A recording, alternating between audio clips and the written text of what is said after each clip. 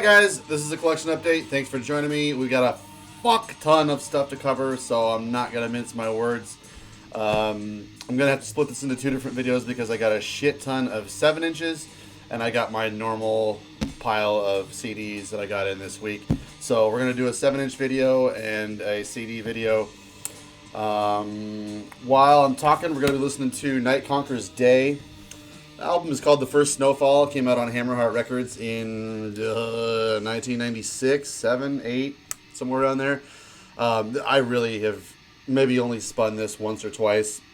So my friend Mitch mentioned this album in one of his top black metal something or others lists the other day, and I thought, you know what? I have that. I haven't listened to that in forever. I need to pop it in. So I'm going to be listening to it. Artwork by Chris Verwimp. This guy was from New York or something like that. I had a million side projects back in the day. Anyway, so if you want to watch the 7 inches one, wait a day or two, it'll be up. But this one is going to be for the CDs only. So here are the CDs I got in this week or so. The majority of it, yeah, a friend of mine was getting rid of his whole collection. Shout out to Lamers. Thanks for the deals. And he listed everything on his Discogs and said, just pick what you want. I'll give you a sweet price. And he totally fucking came through. It was an amazing pile of stuff. Nothing really rare or anything, just stuff that I had never really gotten around to buying. So super happy to get a great deal on that stuff and just kind of fill in some cracks in my collection. As you can see, there's just a shit ton of cracks out there. So the first thing I got from Lamers, pardon me, was Evoken, Shades of Night Descending. When I picked this out on his list, I didn't really know what it was. I thought it was maybe just another album that I didn't have, but super stoked to come to figure out what this actually is. This is a collection and reissue, remaster of 3 of their demos, Shades of Night Descending and Demo 96 and 97. Peaceville put this out a couple of years ago, and it's fucking great. I've been spinning it in the car a couple of days last week. Got a lot of other things to listen to, so not all week or anything. Kind of just a blasé, generic artwork, but you know, it's a reissue of a demo, so who's really keeping track? Evoken fucking rules, and it's, I guess what I liked about this was it's a lot more realistic sounding, a little less overproduced than a lot of their records. They're more well-known, like Antithesis of Light and stuff. Not that I think that that's a problem with those albums or anything. Those are gigantic, massive, thundering doom records. But it's just really cool to hear the band sound a lot more live and immature, I guess, in a lot of ways. So, Descending, Shades of Night Descending from Evoken, Peaceville. No, not Peaceville, actually. Disorder, Displeased put this out. Of course, there's no year on the back of it. Let's see. Other thing I got from him was Thurgathon, Stream from the Heavens. Peaceville did put this one out. This is what I'm getting confused here. This is one of those like jewel box editions or whatever. Original versions of this album are pretty fucking penny to pay. So I decided to bite the bullet on reissue here. Haven't really listened to this very often. I know this is kind of one of those legendary funeral doom records. But looking forward to being the owner of a copy of this now. Next from him, he sent me Alda's demo from 2009, spring 2009. Alda, the Bindrune band, they had their amazing album Passage and then Tahoma. So this is just a CDR demo from 2009.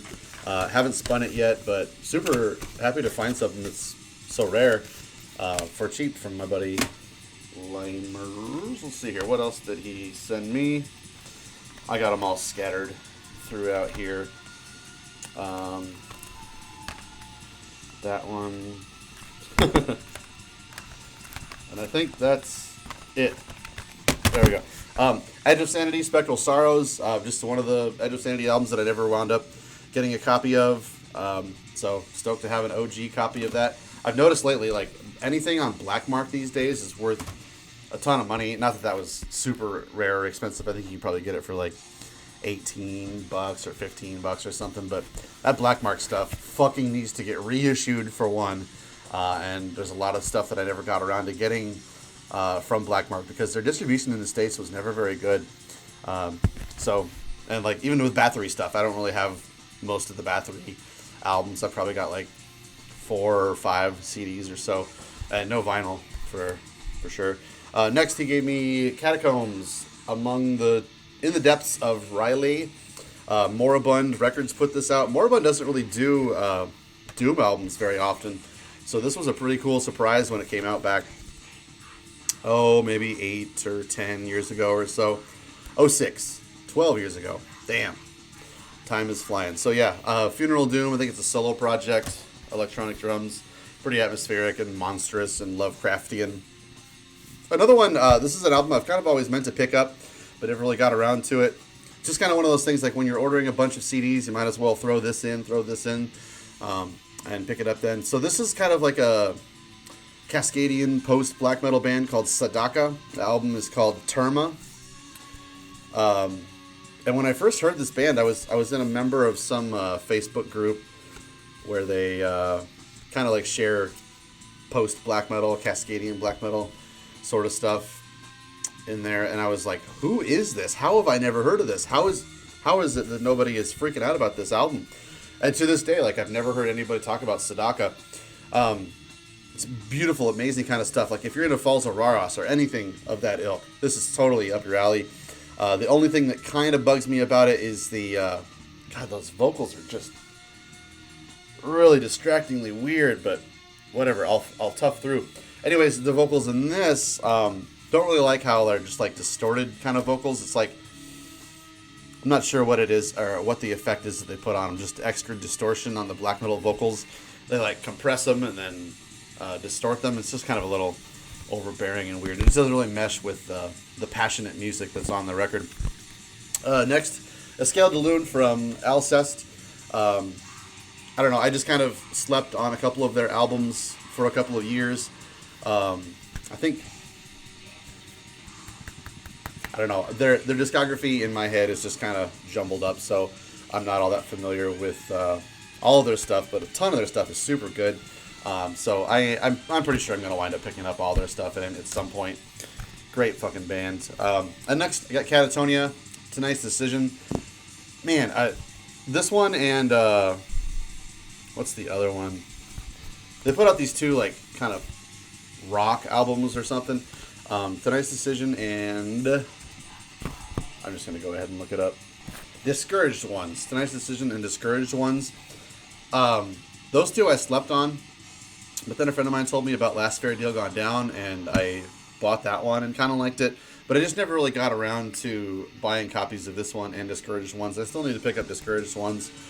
But I don't know. I could definitely see why a lot of people would throw this in the garbage because it has a lot in common with bands like fucking Nickelback or whatever. Like, I don't listen to shit like that, so I don't really know what to compare it to. But I feel like this really reminds me of stuff that was on the radio around this time. I worked at a Office Max for years and years and years, and they would have just like shitty butt rock on the radio all the time, and I would just come home and just fucking want to kill myself. So it's funny to hear some of that kind of elements going on in here. But the thing about Catatonia is the guitar work of Blackheim is just undeniably brilliant. He does this amazing sort of harmonizing kind of thing. It's really Catatonia's like signature characteristic as far as I'm concerned, but also with the vocals of is it Jonas Rensky?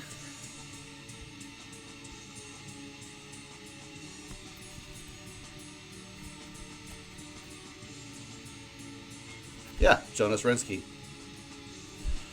Such an amazing singer. He's so emotive and great.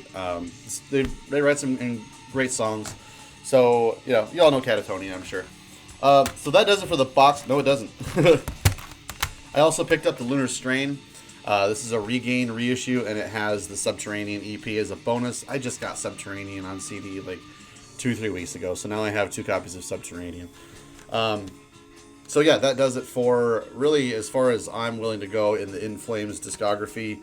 Horacle, no, I don't think I can get there. So yeah. Let's see, I got a ton of other shit here. Vim Paetior, this is a Polish black metal band. super cheesy like drum machine and like over the top synth. It's just fucking great. It came out in 1999. Great band photos. Oh, that's where my Moonlight Hidden Beneath the Cloud CD is. These band photos, you just got to see them. Anyways, great riffs. Nothing really overproduced here going on. A little bit of dissection influence going on every once in a while, but really kind of doing their own thing. Nothing all that original, super groundbreaking or anything, but like at the time when this came out, actually this is the second time I've owned a copy of this album. A lot of bands were doing this kind of thing, this kind of spacey, astral, sort of witchy, whatever, Polish black metal kind of stuff. And I was like, okay, I'm not really into it. So I went ahead and I went through a phase where if it wasn't like super brutal, demonic, bass steel kind of stuff, and it was like melodic or had keyboards, I was like, fuck it, get out of my collection. So I've kind of gone back over the years and kind of rebought some of that stuff that I've had a second Chains of Heart on or whatever. So next I've got Manes, Svarte Skulger. This is Kirk Productions reissue of all 3 of their demos. Funny thing is, I already have 2 of the demos on here, and the only reason I bought this was for the 3rd demo and the 2 bonus tracks. And the 3rd demo that I needed it for, those songs are already on the debut. So I mean, this is just collector scum kind of shit here going on. But I just really love what Kirk Productions does with their reissues. So I've been going through it. Look at this. Look at that moron.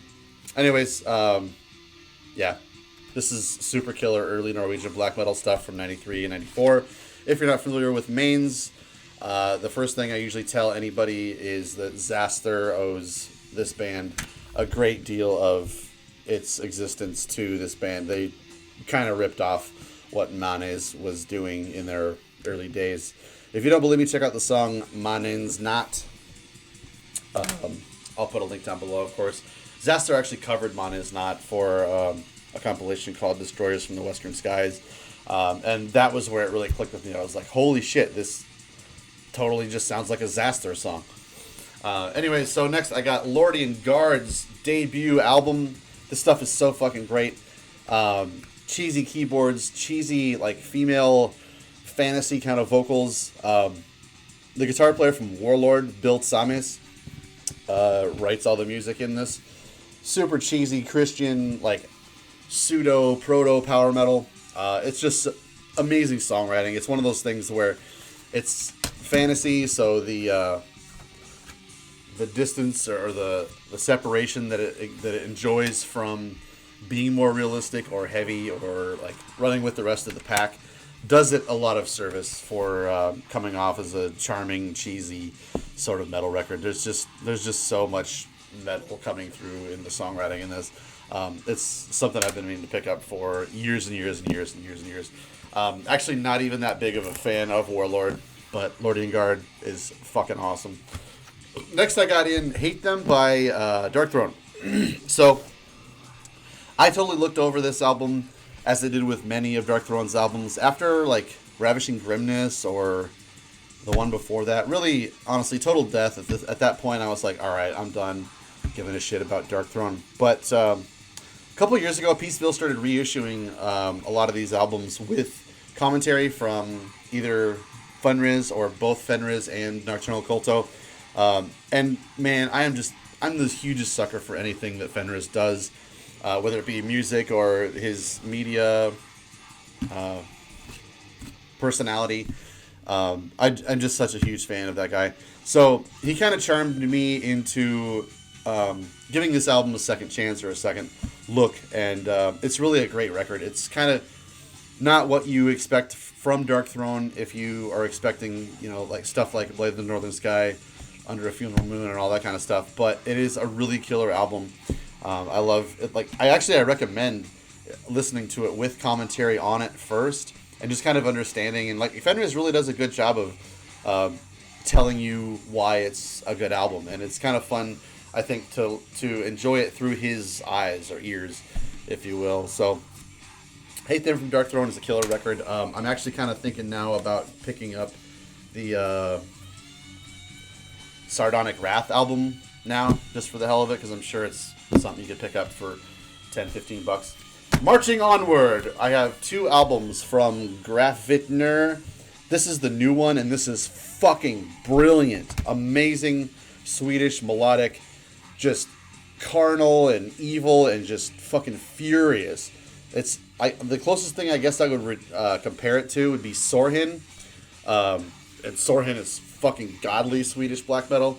If you don't know Sorhin, I guess I would say maybe kind of like Wataine's early stuff, but really complex and super well done. Just brilliant riff writing going on here. The artwork in this is fucking awesome too. If you're a vinyl nut like a lot of you losers are, just wait for the record to come out. This thing is a fucking amazing album. I did actually. I think if I would have been had a copy of this last year before I did my year-end list, I probably would have put this up there with number 1 or 2 or 3 of the list last year. Although I didn't rank it, but whatever. This album fucking smokes. It's called Keys to the Mysteries Beyond, and I seriously can't recommend this album enough. Picked up the one before it. By the way, both of these are on Carnal Records out of Sweden. They're kind of hard to come by, especially this one. I had to actually order it from Carnal Records in Sweden. I imagine maybe if you wait a couple of weeks, some copies might make their way to the States, but I couldn't fucking wait. I listened to it on YouTube, and I just ordered it within seconds. So this is the one that came out before it, Obeisance to a Witch Moon. Love that artwork here. I actually haven't listened to this album, given it my full attention since I got it in. But you can pick up a copy of this if they still have it on Amazon for like $9 or something like that. From what I've read, everybody seems to think that these guys just put out stellar album after stellar album. So I don't see why this would be any less great than the other one. But man, this new one, holy shit, it's great. I listened to it probably 5 times in a row for a couple of days in my car. Just amazing, godly stuff. Also yesterday, I went and visited my buddy Lord Sardonyx from Pagan Flames, and he just shoved this copy of Paimonia's Disease Named Humanity on me. Definitely not something I would have given a second thought to, looking at this artwork. But he played it for me, and it is just insanely furious, nasty black metal with just really interesting riffing, lots of sort of atonal, dissonant kind of chord structures going on. It's just really, really strange. Highly recommend you checking this out. It's on Humanity's Plague, and you can probably get this in lots of different distros for a couple of dollars. But the artwork, yeah, really nothing to write home about. But super, super crazy band. What else he gave me was his new record, When Bitter Spring Sleeps, Star Throne. I know a lot of you guys had this on your year-end list, but I hadn't even seen my buddy since this had come out, so it had been a long time coming. Brilliant album. I debuted the track on here, and I even did a review of the album, but now I have it in my hands. He's working on some new material. It's pretty interesting, quite a bit different from that. Hard to say where it's going to go from here, but he always has something up his sleeve, and he's always been a brilliant artist and a great friend to me. Let's see, what else did I pick up? Okay, yeah. I also picked up Equinox, When the Moon Swallows, As the Moon Swallows the Sun. I don't really know much about this. In fact, I hadn't even opened it yet. But I got this out of the Pagan Flames distro when I was up there yesterday. And the reason I got this is because my buddy Tanner said he's been listening to this constantly. It's like his favorite release of the last year or two. But from the looks of it, it's a collection of demos. Equinox is like a Polish, maybe, sort of blackened death metal band. They did some really super interesting stuff from the mid-90s.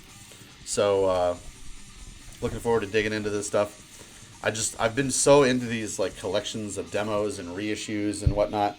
So this is totally going to whet my appetite for that kind of thing. Here we go. It comes, tracks are taken from EPs, Demo 94, Demo 93, tracks recorded between 98 and 2000, live tracks from 93. So 90s, early 2000s kind of stuff. Looking forward to checking that out. Now, remember my 1997 was a great year for metal video. I got a lot of flack from a couple of dear friends who told me that I omitted The Linear Scaffold by Solofald.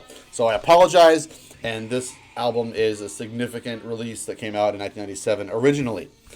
Now, the thing about this is I had heard this album back in 1997 and always thought it was a super interesting jewel box. Is kind of fucked up here. Always interested me, but I never wound up getting a copy of it for some reason. And then the price kind of started to go up over the years. And I didn't realize that this had been reissued again by Peaceville a couple of years ago. So picked it up after feeling bad for not including this in my video. And I'm looking forward to digging into a real copy of it once again. It's been many years since I listened to this. Solofald is a band, I don't know. I'm kind of not sure really where I stand with a lot of their later material or more recent material, but this one is fucking great. It's a little more down to earth than the rest of their stuff, but man, Solofald is a really challenging group. Always has been. Next we've got, and last a couple of videos ago, hell, it's probably been 2 or 3 months or so, Mike Seatown was talking about this album, Cult Offensivi. This is in Czechoslovakian, and I usually feel like I can kind of bullshit my way through a lot of different languages. Norwegian, Swedish, German, Finnish, French a little bit. Just kind of like bullshitting song titles and album titles and whatnot. But Czechoslovakian, this makes no fucking sense to me. So I'm not even going to pretend that I know how to pronounce this. But when I saw this, I thought, oh, Nazi shit. I mean, I would assume that safely. So I always just like avoided this band. So the fact that Mike Seatown was talking about it, recommending the album, I decided to pick up this one. And I also picked up their debut release. This was a self-release thing. This is the most boring packaging you could possibly make for your record. Can you believe this? But anyways, that's their self-release debut. So looking forward to digging into that. So that does it for the CD portion. Sorry it was a little bit more quantity over quality, but hell, this is just a YouTube video. Whatever. Stay tuned tomorrow or the day after or something like that for my 7-inch collection. You're going to love it. And